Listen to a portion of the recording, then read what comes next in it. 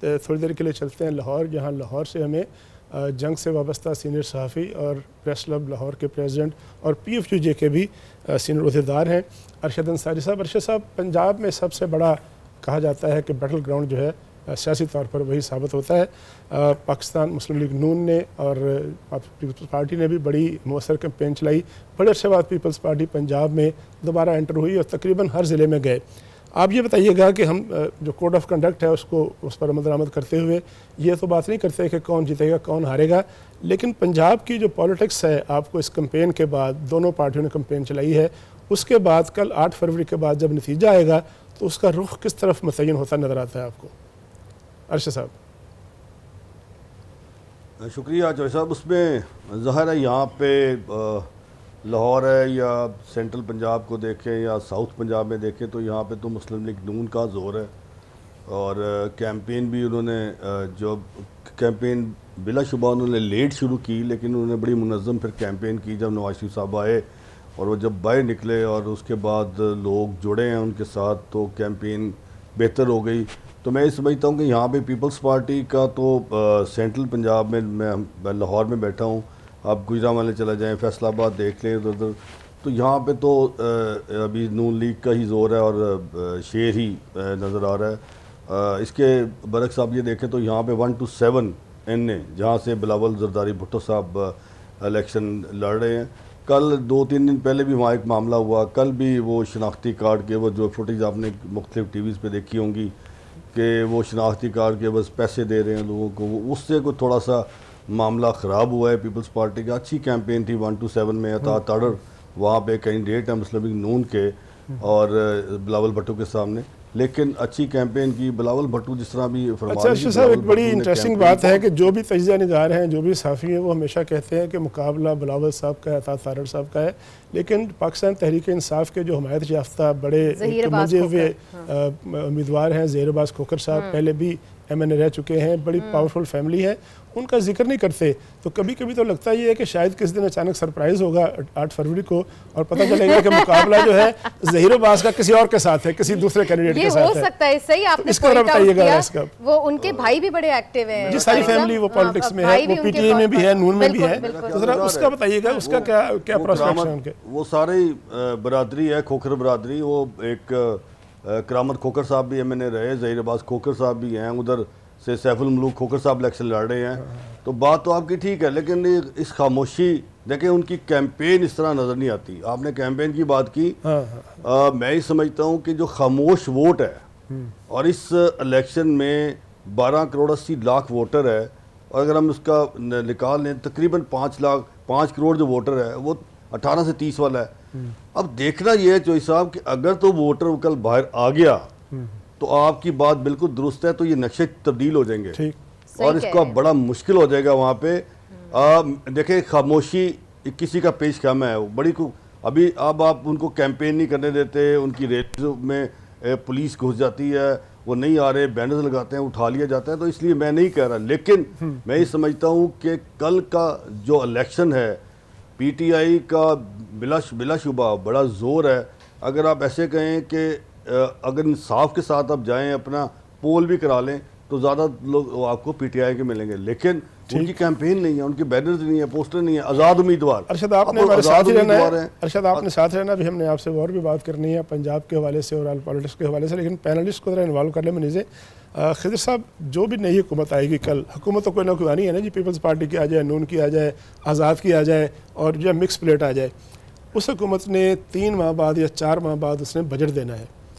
کتنا بڑا چیلنج ہوگا ایک ایسی حکومت جس کے پاس لیگیسی ہے، پہلے 4.25 سال جناب بانی چیئرمین کی حکومت جس کی ناکامی اپنی جگہ پہ ہے، پھر PDM کی حکومت جس نے اور ناکامیوں میں ایڈ کیا، اور اس کے بعد پھر جو یہ کچھ چند ماہ کی جو کیئر ٹیکر حکومت تھی، یہ سارے کا سارا بوجھ، سارا پار جڑا ہے نا جی، وہ اس پہ ہوگا آنے والی حکومت پہ۔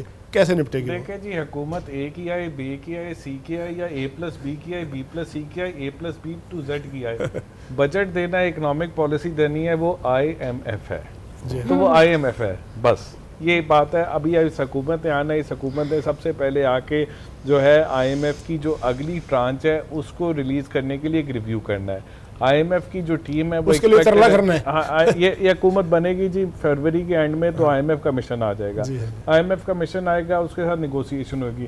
کچھ گیس کی, کچھ بجلی کی قیمتیں جن کو یہ مفت کرنا چاہ رہے ہیں وہ بڑھانی پڑیں گی. ٹھیک ہے جی, وہ ہوگا. اس کے بعد IMF کی یہ ٹرانچ آئے گی. ساتھ ہی ہوگا کہ جی IMF کا اگلا پروگرام ہے, اس اگلے پروگرام کے اندر جو ہے آپ نے اپنا ڈیٹ کو ری اسٹرکچر کرنا ہے یا نہیں ری اسٹرکچر کرنا. اس کے لیے انکل سیم جو ہے IMF کے بورڈ پہ بیٹھے ہیں, ان کی کتنی شفقت ہوگی آپ کے ہاتھ. آپ کو یاد ہوگا جب PDM کی حکومت جاری تھی, یہ جو اسٹینڈ بائی ایگریمنٹ آیا, اس کی صرف ایک ہی وجہ تھی کہ انکل سیم جو اوپر بیٹھے تھے IMF کے بورڈ پہ, ان کا شفقت کا ہاتھ آیا, انہوں نے مہربانی کی ہم پر, ورنہ IMF کا جو سٹاف تھا وہ یہ کرنے کو تیار نہیں تھا.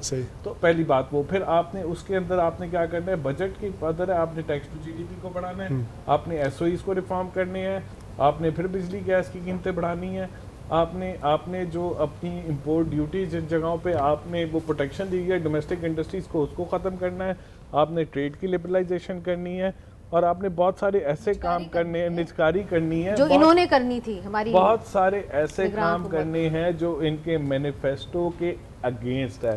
اور وہ کوئی بھی حکومت آتی ہے, میں یہ کہوں گا, میں اب آپ سے ایک بات پہ اس پہ ختم کروں گا کہ جو حکومت نہیں آ رہی, یعنی ABCD میں جو نہیں آ رہا, جس کے آنے کا امکان نہیں ہے, جس کا امکان نہیں ہے, جو آیا بھی تھا, آنا بھی تھا, نہیں بھی آ رہا, وہ خوش قسمت ہے.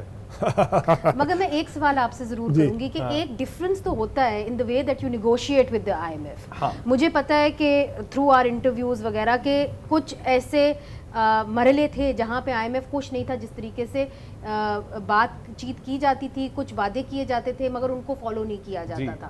تو اب جو ہے آپ کو لگتا ہے کہ ایک پارٹی نے بہتر نیگوشیٹ کیا تھا, دوسری نے نہیں کیا تھا, آپ کا کیا تجزیہ ہے؟ اب اس میں یہ ہے کہ اگر اس وقت اگر آپ دیکھتے ہیں PMLN کی حکومت آتی ہے جس میں ان کی سمپل میجورٹی آ جاتی ہے, اور ہم ازیوم کرتے ہیں نواز شریف صاحب پرائم منسٹر بن جاتے ہیں, تو میری بیٹ ہوگی چاہیے کہ اسحاق ڈار صاحب یا تو خود فائنانس منسٹر بنیں گے یا ان کے کچھ چنوئے صاحب بنیں گے اور اسحاق ڈار صاحب چلائیں گے. پھر اسحاق ڈار نیگوشیٹ کریں گے, اس سے بزنس کمیونٹی تو ویسے بے ہوش ہو جاتی ہے, مارکیٹ ویسے بے ہوش ہو جاتی ہے, لیکن اس میں ایک چیز بہتر ہوگی کیونکہ وہ PMLN کی پوری حکومت ہوگی, وہ کنٹرول میں ہوگی, 2013-16 میں ہوگا کنٹرول.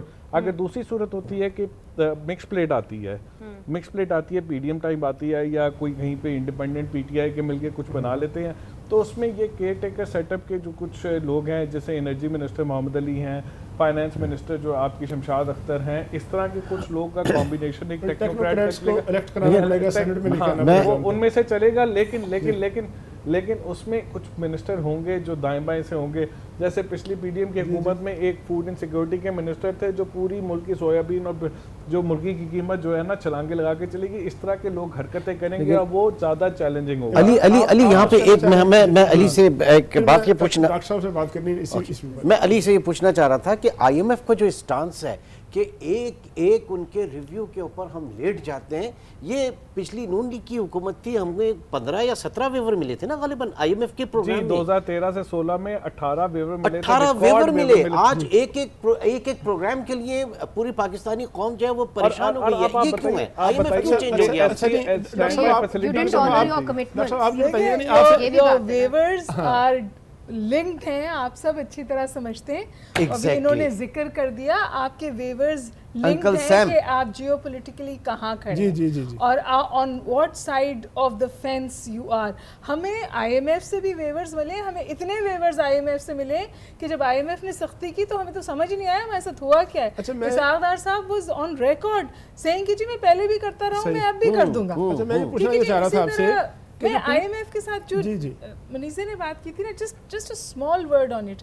دیکھیے PTI نے بھی نیگوسیشنز کا بیڑا غرق کیا. اسد عمر صاحب پہلے ڈیلے کرتے گئے, پھر اس کو پولیٹیکل سلوگن بنا دیا کہ جی ہم نہیں جا رہے, اور پھر ہاتھ جوڑ کر روکے گئے.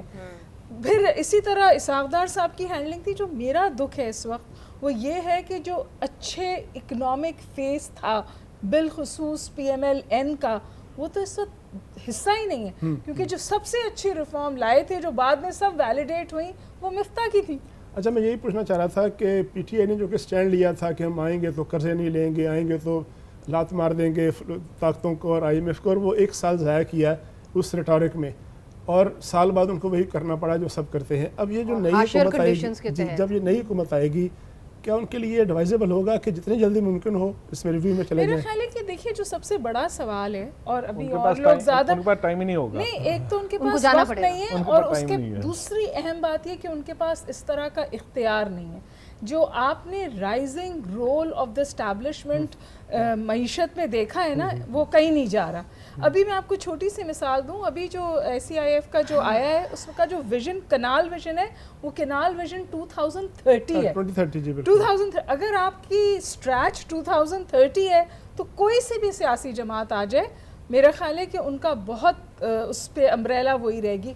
और ये हमने देखा था फॉरेन पॉलिसी पे भी। फॉरेन पॉलिसी नवाज शरीफ के ज़माने में वो डोमेन खिसक कर सियासी क़यादत से अस्करी क़यादत के पास चली गई थी। मेरा ज़ाती ख्याल ये, मैं हो सकता है गलत हूँ, कि जो हमारी मईशत है वहाँ पर भी ये जो हाइब्रिड रजीम है, इसकी जो परसेंटेज ऑफ द हाइब्रिड है ना, इस पे बात होनी चाहिए। चले तो अहमद फिर साहब, उसका अहमद भी साहब वही हाल एक होगा जो बात फॉरेन पे- पॉलिसी का हुआ है। That for good or एक bad? बात ऐड कर लूं, अहमद साहब को जाने नहीं देंगे। एक बात ऐड कर लूं, जो इनका बड़ा आर्गुमेंट अच्छा है कि SIFC जो है वो कंट्रोल करेगा।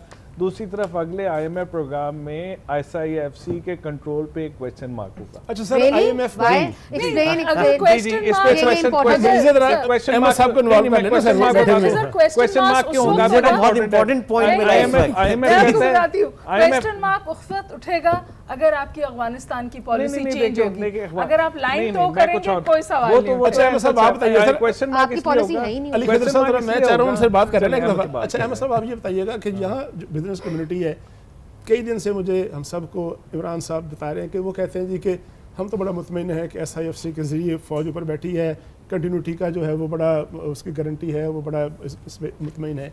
SIFC अगर रही या ना रही, दोनों सूरतों में जो बिज़नेस कम्युनिटी है उसको कैसे साथ लेके चलेगी अगली हुकूमत? बिजनेस कम्युनिटी अब का तो रहेगी ज़रा, कहाँ जाना है तौबा SIFC? नौजुबिल्लाह। हाँ, बिजनेस कम्युनिटी में मैंने रुजू कर लिया अपनी बात से। अच्छा जरा बात कर लीजिए, ब्रेक लेंगे, ब्रेक लेंगे। वैसे हम डिस्क्लेमर नहीं चलाना चाहिए पहले। डिस्कस हो रही है वो ये हो रही है कि जो जियो पॉलिटिकल सूरत हाल है वो क्या बनेगी, और जो आलमी ठीक है। ताकतें हैं इस खिते के अंदर जो अपना इन्फ्लुएंस पैदा करने की कोशिश कर रही हैं, और उनके दरमियान जो सर्द जंग जारी है, तो किसका पलड़ा भारी होगा।